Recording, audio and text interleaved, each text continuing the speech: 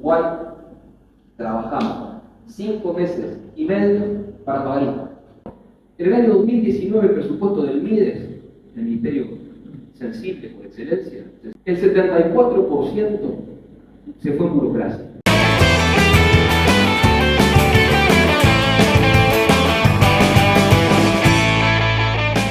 Como decía el libro Hijo de la Pandemia, no es un tomo 3 del Estado Enemigo Público, pero tiene algo, perfectamente podría ser algo similar o algo por el estilo, la línea es más o menos la misma.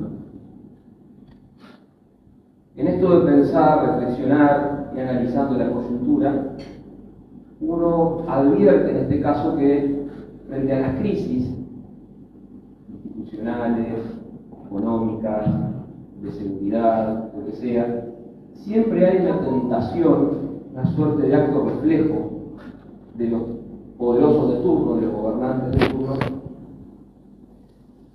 de avasallar libertades, ¿no? Asistimos en el mundo a un fenómeno de cuarentenas obligatorias, de encierros obligatorios, que lo único que generaron fue, además de limitar la libertad de circulación de la gente, lograron empobrecer más a esta y no lograron frenar el bicho.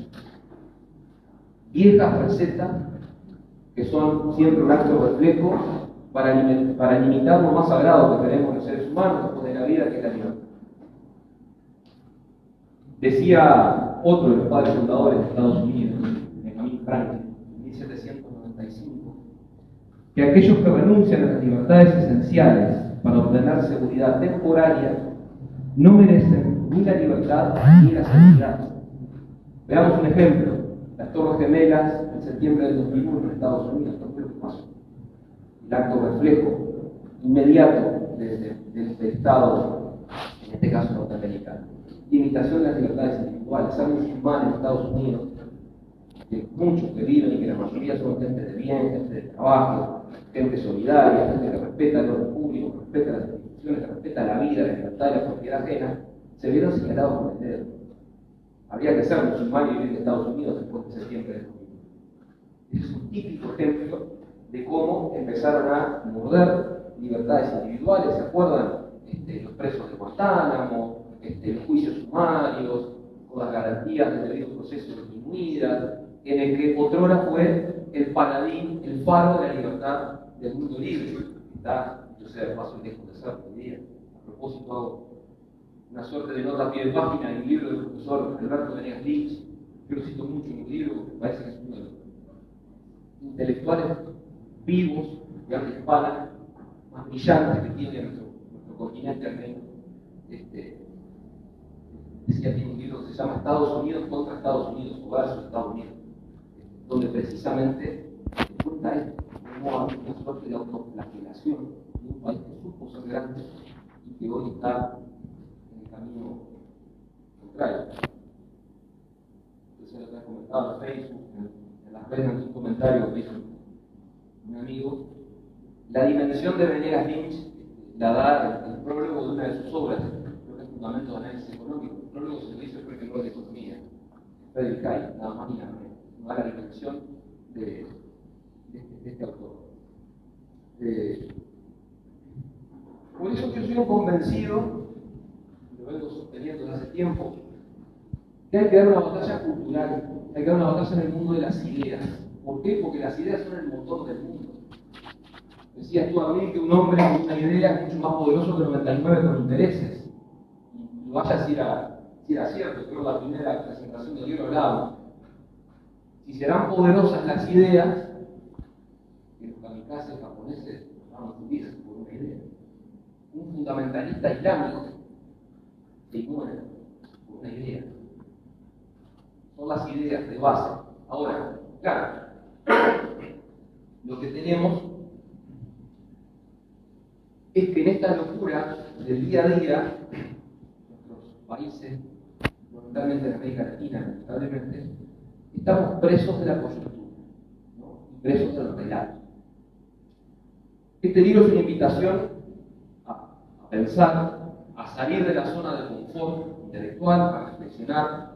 Hay varios mitos que se analizan y se tratan de destruir en este libro, que directamente nos condiciona nuestro diario vivir como ciudadanos.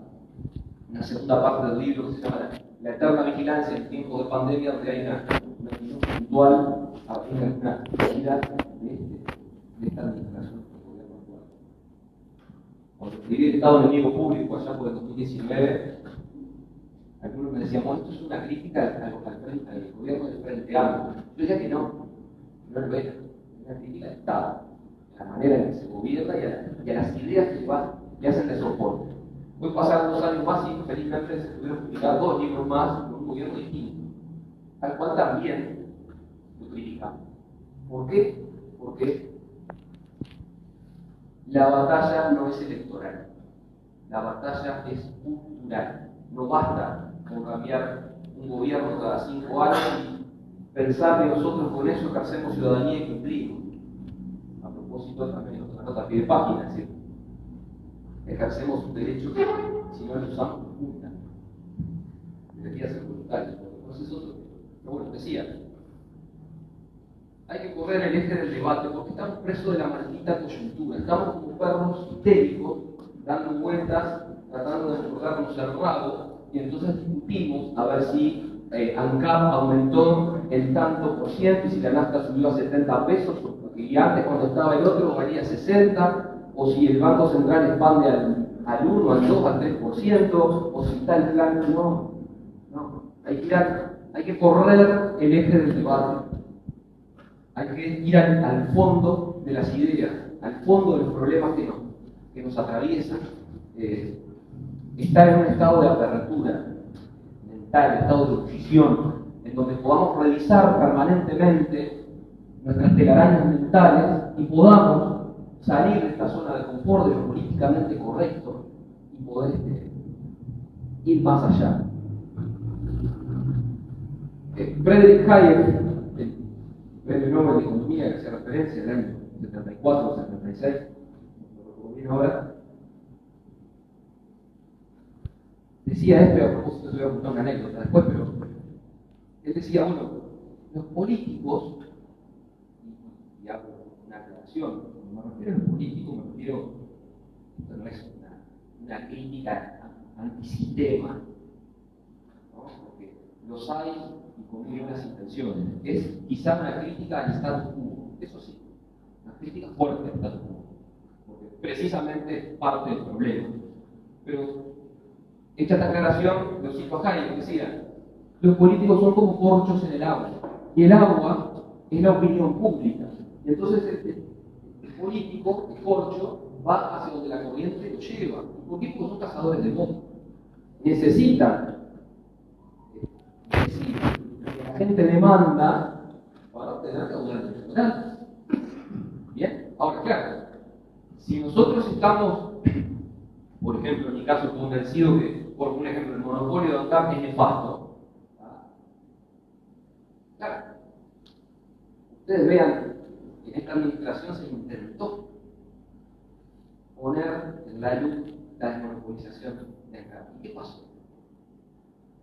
Bueno, no más. ¿Por qué? Porque dentro de la misma coalición de gobierno hubo voces encontradas defendiendo el monopolio. Entonces el problema no es si son 70 pesos, si son el precio de paridad de importación, si son 60, 75, 47. El problema es el monopolio. El problema es que no hay libertad de elegir. El problema es que somos víctimas del monopolio, que el monopolio, como todo monopolio impuesto por ley, no tiene no hay incentivo. Yo creo que está clara, esa palabra es clave. Incentivos, no hay incentivos para ser mejor, no hay incentivos para ser más eficiente. Entonces, cuando a alguien le permiten cazar en el gallinero o cazar en el zoológico, es muy fácil. Los incentivos para abajo. ¿Y quiénes quedamos de rederecho? Todos nosotros. Cada vez que vamos a echar nafta al auto, nos agarramos la cabeza, porque echas 1000 pesos, la eso hace ¿no? Por eso es muy importante la discusión en el fondo de los temas. Esta anécdota me lo voy a decir, creo que la usé el año pasado, me parece, pero es muy buena. Y como decía Mirta Legrand, como el público se renueva, la digo de vuelta. Entonces, hay una anécdota, que es lo relevante, ¿no?, de trabajar en las ideas, ¿no? Decía, Hay una historia de Anthony Fisher, un combatiente de la Segunda Guerra Mundial de la Fuerza Aérea Británica. Este tipo, luego de la guerra, se dedicó a la producción avícola, que fue muy bien, hizo mucha plata con este hombre. Y era una persona que estaba muy preocupada por el día a día de la realidad de Inglaterra. Entonces, advierte en Inglaterra, luego de la selección, de haber ganado la guerra, las elecciones siguientes, Winston Churchill, que había sido el abanderado de la resistencia de Occidente frente a la locura nazi, gana la guerra pero pierde las elecciones. ¿Y quién gana las elecciones? Clement Attlee. ¿Quién era? Bueno, era una persona que, con fuertes convicciones estatistas, nacionalistas. Este muchacho Fisher, muy preocupado, había leído un libro de Hayek, Camino a la Servidumbre, que es una crítica de lo mejor que he leído al colectivismo, se había publicado en el año 44. Entonces lo contacta. ¿Y qué le dice? Profesor, mire, yo estoy preocupado. Veo que Inglaterra transita hacia una nueva Unión Soviética. Yo no quiero esto para mi país, yo arriesgué mi vida a la guerra.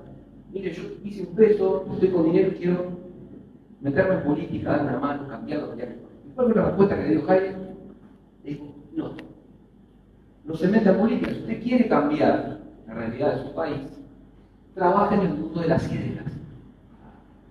¿Y qué hizo este buen señor Fisher? En el año 53 fundó el Institute of Economic Affairs, que hasta el día de hoy existe, instituto en el cual, con el paso de los años, ¿quién fue alumno? No sé si sigue la palabra. Este instituto era un think tank, un centro de pensamiento dedicado a difundir estas ideas. Yo digo, son las ideas del sentido común. En este centro estaba una muchacha jovencita en su momento, de Margaret Thatcher, en el 79, fue primera ministra de Inglaterra. Ella pudo hacer las grandes reformas liberales que sacaron a Inglaterra de la pobreza y de la miseria. Se bancó, sí, es verdad, una huelga de mineros de carbón de casi un año, durísima, atravesó por fuertes tempestades en el inicio de su mandato. No sé, pero en Inglaterra los mineros de carbón paran un año, es como que acá no sé, la ganadería para mismo, ¿no? Bueno, se la bancó. Y pudo hacer las reformas que decía, y todos sabemos la historia cómo terminó, y lo que es Inglaterra hoy y demás. Ahora, lo que siempre le reconocía Margaret Thatcher, reconocía que hubo otra gente que hizo el trabajo de base años antes y que permitió, generó el terreno fértil para llevar a cabo estas ideas. Ya decía, they were few, they were right, and they said Britain. Eran pocos, tenían razón y salvaron Inglaterra. Hubo gente que estuvo dispuesta a sembrar en el desierto 30 años antes. Fisher, no sé de la vida de Fisher, no sé, la verdad que no sé qué se murió, pero dudo que haya visto los resultados de lo que él inició. Sería importante trabajar en esto. Claro, es un trabajo de hormiga, de sembrar en el desierto. Por eso que digo, no están presos de la coyuntura.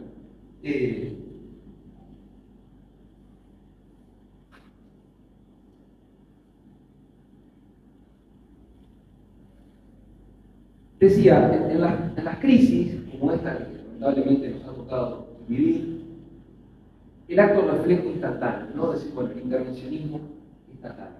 ¿Y qué es lo que hemos visto, por lo menos yo interpreto como que para que no es algo saludable? Bueno, recurrir a las mismas viejas recetas ya fracasadas. Por ejemplo, desde marzo del año pasado a la fecha, el Banco Central ha emitido dinero, el Estado ha tomado deuda. Está bien, en el contexto de la crisis, a ver, está todo bien. Pero si hay que tomar deuda es porque no hay plata, porque gastamos mucho. A propósito de eso, ahora voy a ir.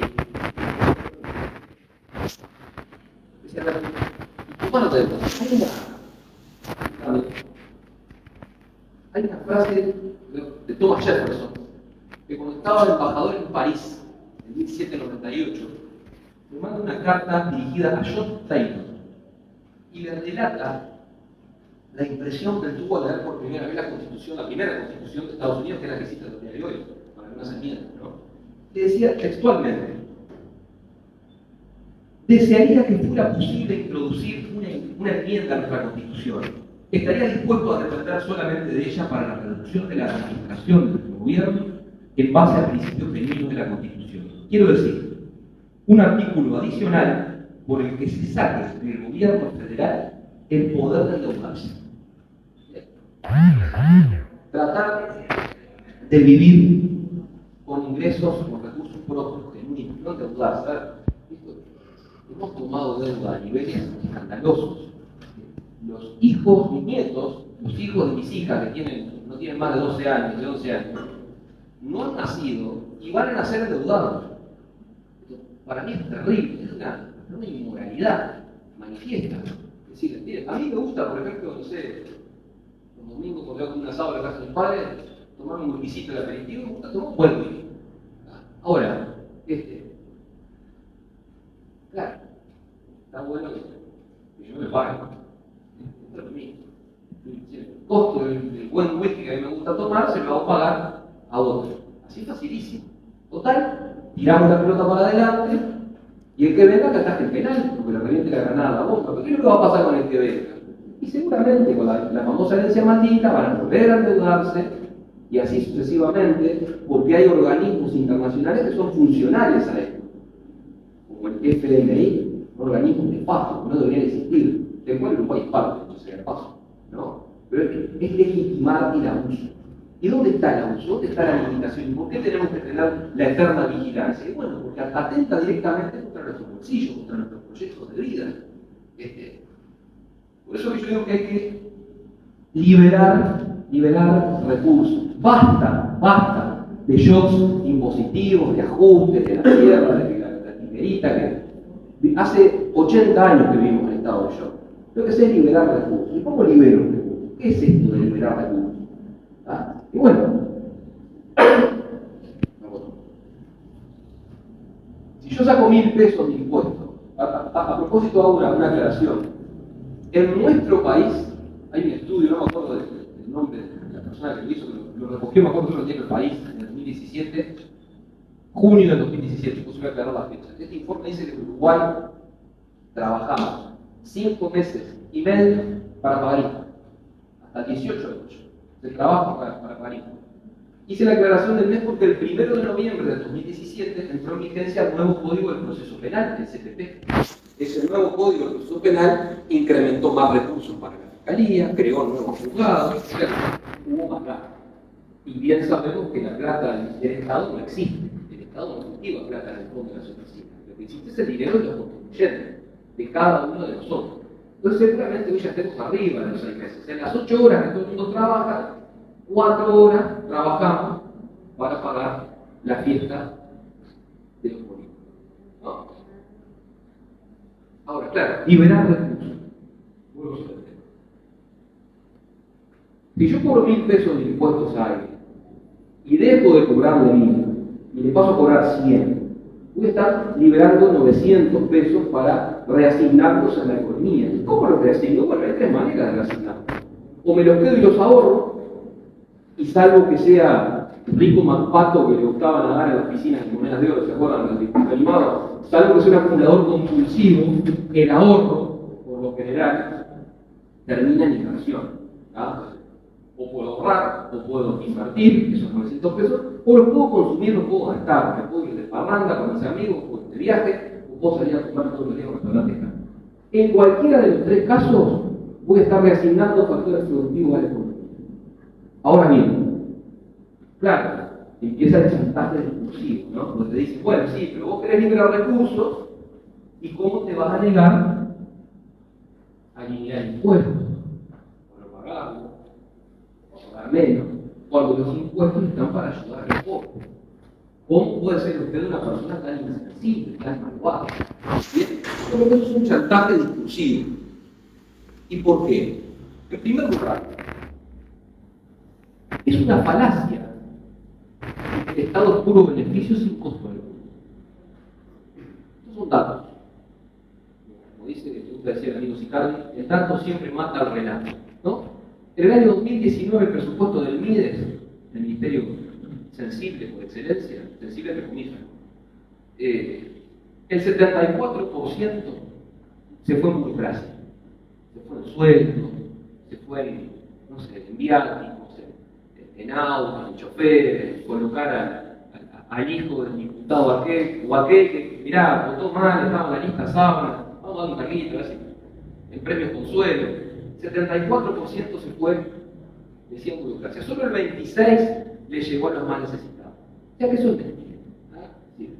Hay que liberar recursos. ¿Y cómo liberamos recursos? Bueno, sin afectar quizá estas áreas sensibles. Y hay varios casos. Yo me gusta citar mucho a Avenida Gibbs también en esto. Y acá, bueno, por ejemplo, cerrar las embajadas. Hoy, a esta altura del avance de la civilización, no se justifica tener estos edificios que son pseudo palacios con valijas diplomáticas, con choferes, con vehículos oficiales, y edificios de lujo, desparramados por medio del planeta, pero por favor, miren, Guatemala es el país hispanoparlante que, comparativamente, per cápita, digamos, el país que más comercia con China, primera o segunda potencia económica del mundo. Guatemala no tiene embajada, no tiene representación diplomática en China. Hoy el avance de las comunicaciones, de la tecnología, de estas cosas que uno no sabe manejar, pero bueno, han acercado, han eliminado las barreras, las distancias que no son solo. Entonces, ahí perfectamente hay un margen para liberar recursos. Y que hablar al CAP y AFE, ¿no? No digo poner una bomba porque sería cualquier delito, pero bueno, no lo dije. Pero, a ver, en una buena, el INUMED, yo lo trataba en el tomo 2, del libro INUMED. A ver, hoy tenemos en estos aparatitos, tenemos, no sé, pero yo otra vez me puse a buscar, realmente, encontré que debe haber 30 aplicaciones que nos dicen si mañana va a estar soleado, va a llover o va a estar frío. Ahora, ¿para qué necesitamos un organismo público, con empleados públicos, oficiales, directores, subdirectores, secretaría general de la subdirección del territorial, con un departamento de género, que tiene un mes, como si el clima, la eventual alerta naranja que pueda haber por algún viento fuerte, dependiera, por favor. Bueno, en INUMED, dicho sea de paso, que también hay citado algunas cifras que son públicas, que están. Uno ve los sueldos de los directores de INUMED. Estoy seguro que esa persona no tiene la productividad que tenía ese monto. El sector privado no tenía 3 veces menos. Y si el sector privado lo gana, aplauso casi de eso. Porque si lo gana, es como lo merece, como lo produce. Entonces, bueno, la alternativa ¿cuál es? Le dicen, ¿no? O sea, ¿usted qué propone? No hagan nada, ¿no? La mano invisible. Bueno, ese es uno de los mitos que están expresamente desarrollados en el libro. No se trata de no hacer nada. Hay que liberar recursos, hay que abrir mercados, porque la mejor manera que hay para los más humildes es tener menos trabas burocráticas que permitan tener movilidad ascendente. Hoy asistimos a un fenómeno, a una hiperinflación legislativa sobre la materia laboral y el profesionismo impresionante. Nos repetimos en el error sistemáticamente desde el año 43 por menos, porque se creó la ley de salario mínimo, en 1441. Desde el 43 para acá, hemos hecho siempre lo mismo. Ahora, yo desde que me conozco con nariz, el problema del empleo siempre es el mismo. Entonces, a ver, ¿no llegará el momento de darnos cuenta que tenemos que cambiar? Pero no cambiar de gobierno, ni quiere decir cuidado, cambiar los paradigmas que nos condicionan como sociedad. Es decir, hay que dejar hacer. Les quiero contar una anécdota, porque siempre se asocia el laissez-faire como algo malvado, ¿no? Como la causa, por ejemplo, del crack del 29, de la crisis de Wall Street, que no puede ser, y lo trato en el libro. Leanlo. Lo digo. A diferencia de lo que se cree, porque hay toda una literatura, hay que citado mucho a Galeano, Eduardo Galeano, aunque no coincido casi nada, pero le reconozco que tiene una pluma, un arte gramatical de excelencia. Crack, realmente, bien. Galeano, en su libro Espejos, decía que el libre mercado es enemigo de la libertad, ¿ah? Y que lo asemeja a una especie de Dios cruel que se reúne en una suerte de banqueros internacionales que se sientan en torno a una gran mesa y elucubran malvadamente que nos van a tomar la vida a todo el mundo. El mercado somos nosotros. El Estado no somos todos. Nosotros somos el mercado. El Estado es un conjunto de burócratas que reclaman para sí el monopolio del uso de la violencia. Esto lo decía Max Weber, no sé, el mayor, pero uno de los mayores sociólogos del siglo XX, el alemán, precisamente, que está lejos de ser prejuiciado como liberal, ¿no? Y que precisamente decía esto. Esa es la definición que da Weber del Estado. Y el Estado, no somos todos, entre otras cosas, porque para eso es la Constitución de la República, que protege, no que consagra, protege. Los derechos son inherentes a la personalidad humana, o sea, no hace falta una Constitución para que tengamos los derechos. Pero digo, protege y reconoce nuestros derechos, nuestra protección, pero ¿frente a quién?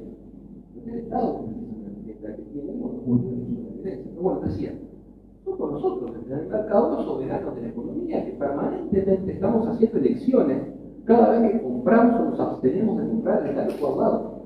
Es eso, es como andar en bicicleta. Uno despliega 800 leyes físicas, químicas, pero nadie las puede explicar. Es lo mismo. Es así. Esta es una nota de una entrevista que yo la cito en el libro, una nota que es de La Nación de María Galicia, que dice, bueno, ¿quién es el mercado entonces? El mercado es ustedes, estimado lector. No son tus tragedias. ¿No? Entonces, les quiero contar una anécdota. En la Francia de Luis XIV, el principal asesor de este rey era el primer ministro Colbert, la profesora de francés, y en esta lógica de satisfacer los delirios expansivos que tenía este monarca, que estaba permanentemente en guerra con los ingleses, él creía, no sé si bueno o malamente, él creía que las regulaciones, las hiperregulaciones, iban a ayudar a Francia a ser más próspera. Y hay una anécdota. Un día sale a la calle, este señor Colbert se reúne con algún grupo de comerciantes, chicos de París, y les pregunta, bueno, ¿qué podemos hacer nosotros? ¿Qué puede hacer el rey por ustedes? Y la respuesta de este comerciante, Legendre, con 2G, fue: laissez-nous faire, déjennos hacer. El origen de esta frase es absolutamente popular. Es un grito de decir, no se metan, no nos den una mano, sáquennos las dos de encima. La valentía de este tipo de Legendre, que seguramente terminó en la cuneta, que muy probablemente, no sé qué fue de la vida de este hombre, la verdad, tendré que averiguar. Pero la valentía de este hombre está en contraposición con muchos de, por ejemplo, nuestros comerciantes actuales, ¿no? Hay una suerte, por eso creo que es importante la batalla cultural. Porque usted a un comerciante le pregunta, olvídense de los grandes, que también son necesarios y son muy importantes. Cualquiera, chicos, ¿cómo está yendo? Vamos llevando, vamos peleando, tirando para no aflojar, ¿no? Con una suerte de culpa de ser generadores de riqueza, de dar empleo, de dar trabajo. Porque el verdadero motor de la economía que lo va a reactivar es el sector privado, no es el sector público. Entonces empiezan a surgir esos slogans como el de la responsabilidad social empresarial. O sea, además de que los despluman el puesto y que tener un trabajador en blanco es una tarea titánica, además los condenan, los señalan con el dedo, porque si no ponen plata para, no sé, la Teletón, son malos. ¿No? Entonces, pongamos ejemplos. Supermercados de grandes superficies, ahora que acá en nuestra ciudad nos está pasando. Aparentemente se va a instalar un comercio de grandes superficies. Lo que pasó recientemente con el anuncio de la apertura de las fronteras con nuestro hermano país, Argentina, que ojalá se dé más temprano que tarde. Sabido es que por el tipo de cambio que tienen los argentinos, hoy ir a comprar una colchón está divino, ¿no? Vamos con no sé, 5.000 pesos, nos traemos 2 carros. Pero bueno, claro, Ahora, ¿cuál fue la reacción de los comerciantes nuestros? Esto papá, por la mejor se lo comenté a comerciantes, incluso ya que tengo un proyecto decir. La reacción cuál fue pedir a papá Estado y a mamá Intendencia que nos proteja, que nos cree regulación, que cierre esto de cazar en el gallinero, ¿no? Porque el otro es más caro. Es como pedirle al lobo que me cuide las ovejas, es lo mismo. En vez de atacar la raíz del problema, que es un Estado, una tendencia pesada, que mata al emprendedor, que genera una cultura refractaria del esfuerzo, ¿qué es lo que hacemos? Tenemos que pedir ayuda. Cuando ahí está el origen del problema.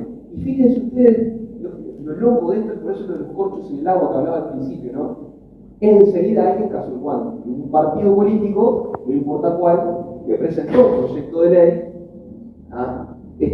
regulando las compras a la frontera y haciendo quitas del 20% y para aquí para allá, subsidios encubiertos, más de lo mismo, gatopardismo, no va por ahí, nos repetimos permanentemente en el error. Entonces, en la medida que en este caso los empresarios, los buenos empresarios, aclaramos, porque están los otros pseudos empresarios, los que están en convivencia con el poder del turno, que les resulta mucho más ventajoso y productivo ser amigo del diputado tal, recorrerte los pasillos del poder legislativo para obtener prebendas, regulaciones, a expensas del bolsillo de sus congéneres. Esos son también parte del problema. Pero los empresarios, recordad, genuinos, los que no les piden nada a nadie, que la pelean todos los días, los que abren el boliche a las 8 de la mañana y lo cierran a las 10 de la noche. Tienen que salir a contar sus historias, contar lo que pasa, correr el eje del debate. Esto no es entre muchas clases, acá no debe haber esta locura en la que vivimos, de esa reducción binaria de la sociedad, donde hombres contra mujeres, heteros contra homosexuales, patrón contra empleado. Es una locura, padres contra hijos, oye, contra hombres. Basta de eso, hay que ir por otro lado. En esto de decía, de estas medidas que no son soluciones, sino que son parches, tenemos lo de los planes de trabajo, los convenios solidarios que se anunciaron hace poco, con bombos, platillos y redundantes.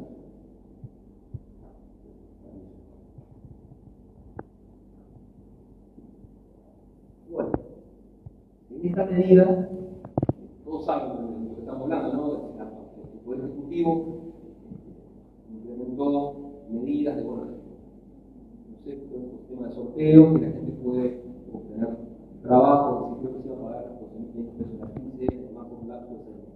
Algo por ejemplo, que vamos a entender, precioso que la gente pueda trabajar, pero esta no es la solución. ¿Y por qué no es la solución? Corramos el eje del debate, vayamos al hueso. ¿Qué es lo que está pasando con estos temas de subsidios? Y son subsidios encubiertos. Yo no estoy generando riqueza para dar a la. Me estoy sacando a B. No generé riqueza, lo único que hice fue quitarle a otro. Esto es lo que Bastiat, Frédéric Bastiat, que es un autor francés del siglo XIX, un tipo que fue muy joven, que escribió entre el 41 y entre 47 y 1850, que escribió entre Toulouse y Francia, un tipo brillante realmente.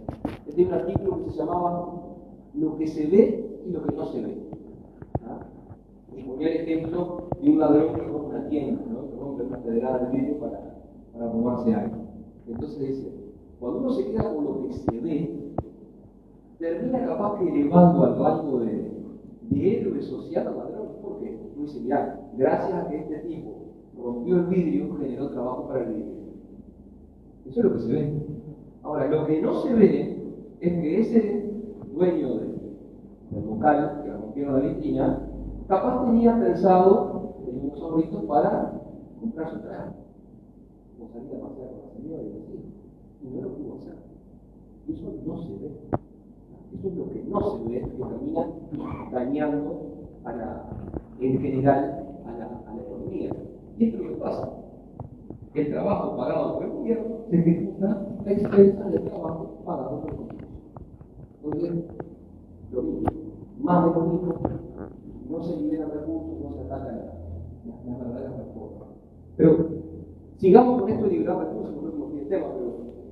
ver, televisión pública. ¿Es necesario a esta altura del partido? A mí siempre está la televisión en Estados Unidos. Pero el micrófono se dio. Ahí se me fue acá. No, pero realmente, ¿es necesario una televisión pública? Que además, que lo mismo que pasa con la educación, le ponen pública porque queda más atractivo al oído. Bueno, en realidad el periodismo estatal. O sea, como queda feo decir, tenemos que decir educación estatal, porque suena a adoctrinamiento, que es lo que es. Le ponen pública, queda más lindo. Hablan de educación pública como si la educación privada no fuera para el público, tampoco, pero bueno. Decía, capaz que la televisión pública, la televisión estatal, hace, no sé, 70 años, una ley, me imagino algún pueblito en la frontera, en Brasil, ¿no?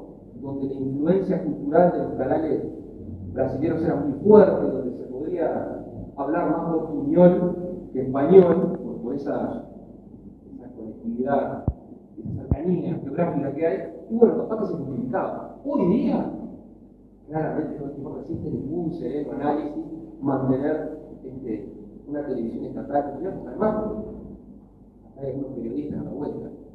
El periodismo estatal, yo creo que atenta contra el libre pensamiento. Mentira, ojalá me equivoque, que algún periodista de la TVU, sobre, no sé cómo se llama ahora, va a hacer un periodismo de investigación para ir contra el que le paga sueldo. Si lo hace, chapó. Pero bueno, es otro ejemplo donde habría que atacar la liberación de los recursos. Bueno, no estamos no lo vamos a tomar. Yo quiero citar lo mismo que cité el año pasado en la presentación anterior, que me parece que es muy, muy relevante. Desde el año 63 hasta el año 2004 emigraron del Uruguay 498.684 personas. En el año 2018, el 29% de la población manifestó su deseo de dejar el país. Medio millón de uruguayos en 40 años. ¿No? 39 años. Y esto me hizo acordar la carta que le redactó Simón Bolívar en 1830, en noviembre del 30, a su amigo el general J.J. Flores.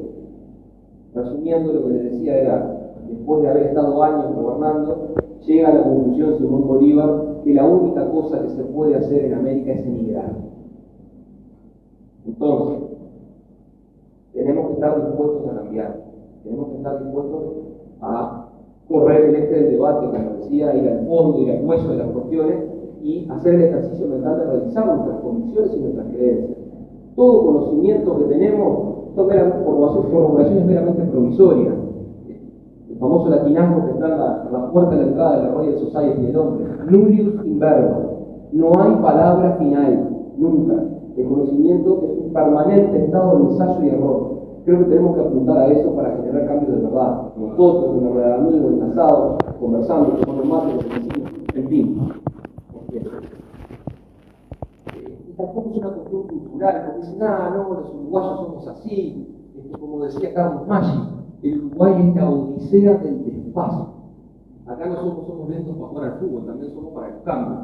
Bueno, yo, Maggi, que es un fenómeno, me atrevo a decir lo siguiente. No existe tal cosa como una cuestión azarosa de la historia. Mentira esta. Voy a poner un ejemplo. Australia, los primeros pobladores de Australia del siglo XIX, ¿saben quién eran? Eran los presos que mandaba Inglaterra, que tenían las cárceles derrogadas y los tiraban a Australia. Así nació Australia. Y miren lo que es Australia ahora. O sea que mentira que es un tema cultural, mentira que no se puede. ¿Hay futuro mejor? Por supuesto que lo hay, y ese futuro es liberal. Muchas gracias.